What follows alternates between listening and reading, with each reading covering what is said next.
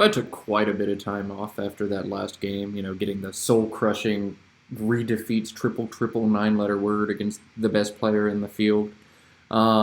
This is round 16, and round 16 gets paired based on how you were after round 14. I was in like 11th at 8-6 somehow. So now I'm paired with Alec Sjoholm, who I believe is in second at this point in the tournament. So Will Anderson and then Alec Sjoholm back to back. It's cool that I can directly influence the outcome of the tournament. It's also kind of annoying that I have to play really, really good players when I'm 8-7. But that's okay, I'll take what I can get. I go first. My opening rack is congrats, except I don't have an A. And no, it's almost never, ever correct to pass on the first turn, fishing for, whatever tile. And this one's pretty standard. You just play cog. If you really want to be cute, you could try and exchange the G or something, but you play cog. NRST is a fine leave. Not a real discussion there. And of course I play it vertically because I always do. Alec comes back with jar for 23, and into my NRST, I picked up the incredibly synergistic MQR. Yes, exactly what I wanted, right? So we're going to exchange, definitely.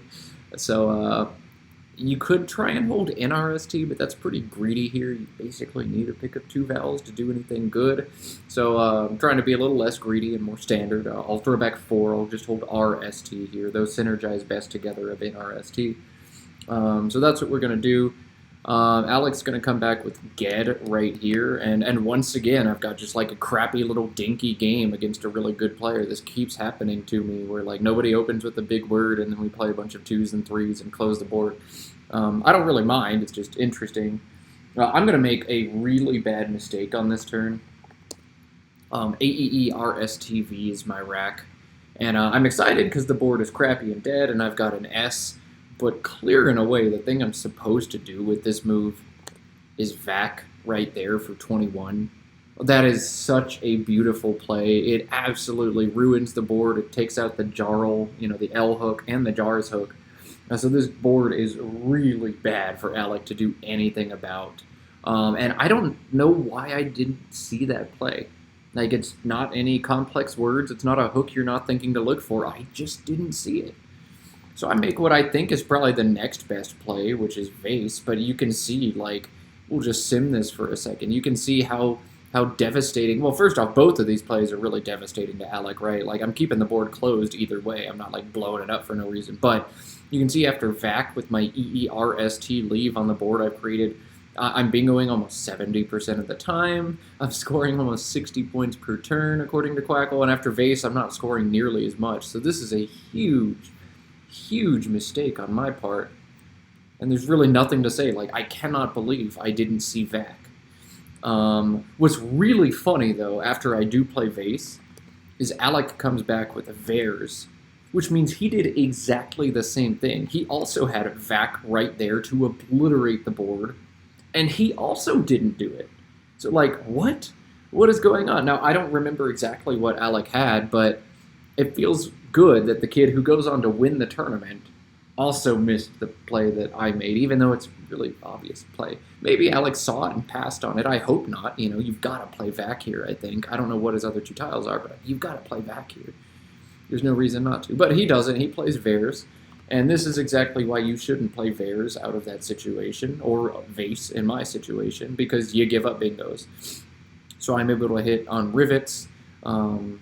I still hate that word. That just doesn't seem like it should be a word, but whatever. Alec comes right back. So we're kind of playing the same game right now. We both miss vac, and then we both hit high probability bingos with good racks. I'm going to draw into ADGIISW, and this turn right here is the reason that I'm not a 2100 player. I'm going to make a play that is fine.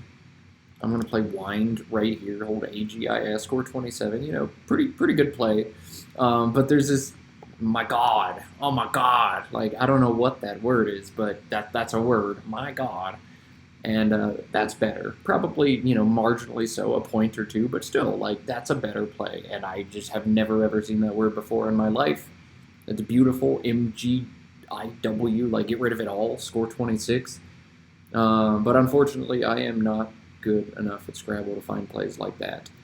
Alec made this play almost immediately, and I was incredibly impressed by it. He throws down Zaptiah, and I was kind of thinking, like, for him to play it that fast, he must have had an eye on his rack. He must have been, like, trying a bingo here, and then I blocked the bingo, but he still has it for 53. Like, okay, nice find. Good job. But actually, I went back and I did look at the annotated game from his side, and he left an N on his rack, so Alec missed N-sats here for 70. So that's the old Scrabble adage. When you find a good play, look for a better one. If Alec had taken a little bit more time, I bet he would have seen that ansats. But, Zaptiah is still a really nice find, a really cool play. I knew that word Zaptieh, and I was pretty sure it had an alternate spelling. So I said hold for a second. I say hold all the time, by the way. I don't bring it up in these videos sometimes, but I hold anything I'm even slightly unfamiliar with, because why not? What's the downside? But I let it go. That has to be the alternate spelling of Zaptiah. I don't know what else could be. So I let it go. AFGHIOS is my pull, so goatfish if I'm able to draw a T. Goatfish is the word, right? Yeah, goatfish. That's all we got there, but no T, so, this play seems pretty standard. You drop FOG or FOH. FOH scores 6 more, but the G really, really sucks. That's one of the first pieces of advice I give any new player in Scrabble. Try not to hold so many vowels, and the G sucks a lot. But the G doesn't suck this much. I should just score 6 more. I should play off the H. The H isn't even good. Even with an S, it's not that good, I need to score 6 more. I need to play faux. I need to not be so G-averse. That was a bad mistake. I think the sim had it, about 2 points apart, but you just don't do that. Alec gets a baby bingo here. He plays Patentor for 63. He has Stentor available, but I think he probably did the right thing here. And I have AHIKORS, and things are starting to look pretty bad for me. I'm down almost 100 points, so it's going to take a bingo plus to get back in this game. And the board's not ever been good this game, but it's looking pretty bad still. Patentors is there, and I have an S, but I don't really see a lot to do here. And so I decided, you know what, I need to make some kind of play along here. And I decided to play Okras for 44.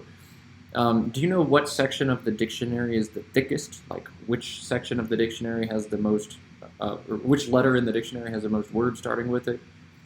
It's S. More words start with S than anything else. You always think you want to end words with S, but you can also start a ton of words with S's. So I felt pretty good stringing that S at 01 and creating this annoying bingo line when I'm desperate to bingo and getting 44 points in the process. But there's a play here that's so good. It's Ank right here. Ank is a weird word to spot because obviously NKH just doesn't look like it's going to go together. You have to play this. You have to play this. I gotta do this in this situation. It is so much better than any of the other options Quackle puts in there too. There's a hike here if you want. None of these really open the board so well. That's why I liked Okra. But Ank is so good, and you hold that S for Patentor, and you score 45. Like, that was bad. Really bad. So, I'm not playing perfectly this game, not by a long means. If I had played VAC, if I had played Ank, I think I'd have a much better shot in this game. And I didn't. And I'm choking against one of the best players in the field, the guy who's going to go on to win the tournament. And then he's hitting stuff like this. Etiolate natural through the E. This is an awful, junky rack that he's going to have to deal with. And no, he ends up bingoing instead. So it's draws like this, plays like this, where it's like, you know what, this is just my time. Like, even my bad racks, I get 60 points out of. And Etiolate does have that front hook. It takes a front P, Petiolate, but there's no P's out. So he doesn't even have to worry about that. He's able to drop this and pretty risk-averse, just keep scoring a ton of points. So that was sadness for me. BDHILNY is my rack. And you've really got two choices here. You can play yeah, or you can play in by. I decided to play in by. I don't have a fantastic reason for picking one over the other, except I just felt like blind, like I needed really good letters to bingo into that. I probably also need really good letters to bingo into this, but I decided to do it. I I still hold the H to hit Ahi next turn, maybe, if I need to, but like, they're neck and neck. I can't tell you which one is better than the other. I don't even know that one is. Alec comes back with unbox, and it's kind of frustrating. Like, he keeps scoring without opening the board, even while closing the board, but whatever. That's fine, you know. ADEHLNY is my draw, and, well, hey, now I get to play yeah. You know, that's great. ADELN is a really solid dynamic leave. I need a bingo right now. Yeah seems okay. I've got that S to come down from. And it's really hard for Alec not to play right here on top of unbox. There's just so many points there. So I feel okay about this. I'm not sure, maybe I should play handy out here and just try and open some stuff up. But if Alec even makes a dumb, like, three-letter tie or three-tile play down to the Y, like CLOY, like, it's basically game over. I just lose after handy. So I'm not sure. I feel like I need to try and bingo ASAP and make this more dynamic for myself. And yeah, it feels okay to me. He comes down with quad, and then this is a really fun turn here, ACDELN blank. I spent way too much time here trying to find a bingo. If you want to pause the video and try and find a bingo, you can, but I wouldn't advise that you do that because there actually aren't any. And it's like, how can I have candle blank and not have any bingos? But I looked and I looked and I looked, and I couldn't find one. I thought I was just terrible at Scrabble, but that's not the case. It's actually that there are no valid bingos to play out of this anywhere on this board. So now the question becomes, well, how do I win this game? The pool looks kind of junky, right? E-E-E-E-I-I-I-O-O-U, like a bunch of vowels. No A's, but a ton of E's, and F-M-W, like not much else fun in there for me to draw. But I'm going to need a big play to get back in this game. If I don't do anything, Alec is clearly going to knock out the S, and it's game over. So I've got to try and find a threatening lane that Alec has to do something about. Or I've got to try and create a threatening lane that Alec's got to do something about. And so I decided to do something sneaky down here. I played D-A-L-E for 19. There's no S's unseen, and all Ute takes behind it is an S. So I could come down with something like, you know, Sanical or Scalene, or, you know, there's some options there. And destroy him. So now he's got more things to worry about. If you just leave one line open, your opponent's going to block it, and it's the dumbest game ever. So I felt okay about this. You know, maybe I can do something similar, but make a small play like just DE. But those are a lot easier to block, I feel. And even if they're not easier to block, like, I don't know, I need to score some points still. You know, threatening a 90-point bingo at the bottom isn't good enough if I score 9 to set it up.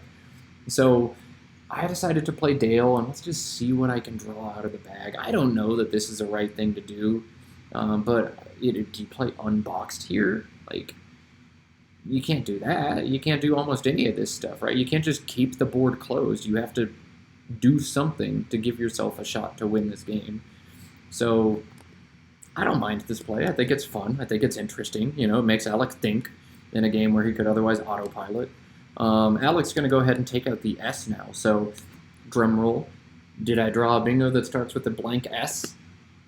No.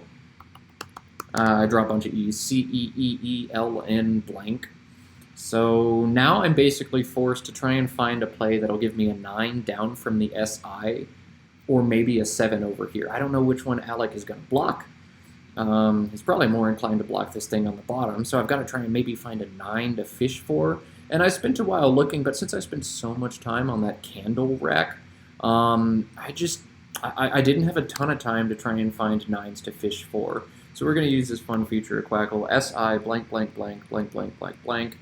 And I have CEEELN blank. There's SI on the board, and we're going to go ahead and put in, we'll put sub-anagram match. We'll put in the entire unseen pool, EFIILNNOOUW. And Ziziva shows that these are all of the things that were possible for me to draw. Now, I'm not good enough to be able to find this over a board. What I try and do in these situations is find, like, you know, 2 or 3 bingos I can be fishing for. I actually saw nothing, which is, I should see at least silicones and silencing, but I'm pretty far away from both of those. I need to play off 2 E's to have any shot to draw either of those. I don't know Silcoline or Sinolog or Silicious or Silicious or Siliculi, but I should have at least seen silencing and silicones in this situation. I think that's a reasonable bar to set for myself. Oh, you guys can't see Silka Line, can you? There it is, Silka Line. That's the last one. I think a reasonable bar to set for myself is I should at least see, silicone and silencing and realize, well, I need to play off 2 E's to have any shot to hit a bingo at the bottom. But I didn't have the time, so I just threw down an E here behind in by. I really need to play 2 E's that turn to give myself any shot. Maybe B-E-E right there would be the best option. But nah, without time and without a brain that's smart, it's just too hard to do. I don't know exactly what Alec had here, but he just plunks an L for 3, correctly deciding, like, that's a huge threat. I need to do something about that. And he did see, like, I had silicone over here possible, but he needed to address the other spot, the one that'll score more points probably, or so he felt at least. At this point, I'm totally out of time because I realized last turn is the turn where the game is actually decided. I don't remember what. Oh, yeah, I drew this. I drew an N, so C-E-E-L-N-N blank, and I couldn't figure it out, so I just desperately threw down an N here for 2. Like, this is a play that never works ever. I thought maybe I would draw a 9 down from the SI that I wasn't seeing in the moment, but, while Alec thought about what to do, I might see. I did see that I had a shot to draw lycopene here, but if that's the only thing I have, I figure Alec is probably going to see that too and do something about it, especially if I'm dropping the N here. Like, how is he not going to block the Y? But whatever, like, I had no time. I'll just show you I didn't miss any bingos or anything crazy like that. And then Alec decides to play W-I-N right here. I'm sorry, no, not right there. I wish he had played it right there. He played it right here. And I did actually draw this rack. I did actually draw lycopene.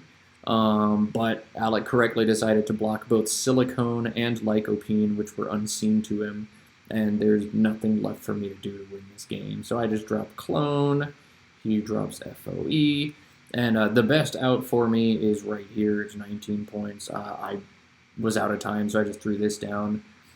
Lost 2 spread points there. Oh no. But the real devastating mistakes for me this game, I think, were not playing VAC here. That was huge, so bad, even though, I bingo the next turn and whatever. And then Okras, missing Ankh, I had a lot of chances to win that, or to make my situation better and maybe win more after that. So, I don't know. And then maybe with in-buy, I try and do something else. I play off 2 E's. But, Alec's a great player, and he made some great plays. He's going to go on to win the tournament, so I can't feel too bad about this one. I really do feel like I gave it my best shot. Although, with hindsight, like, how could you not see VAC, you idiot? But whatever. That was that game. I have dropped now from wherever I was to 8-8. I go from board 1 to 500 in 2 games. So yeah, that's that. That's how my nationals is going. But that's okay. It's a long tournament for a reason. Round 16 is the halfway point, so we'll see what happens from here. All right. Thanks for watching, guys.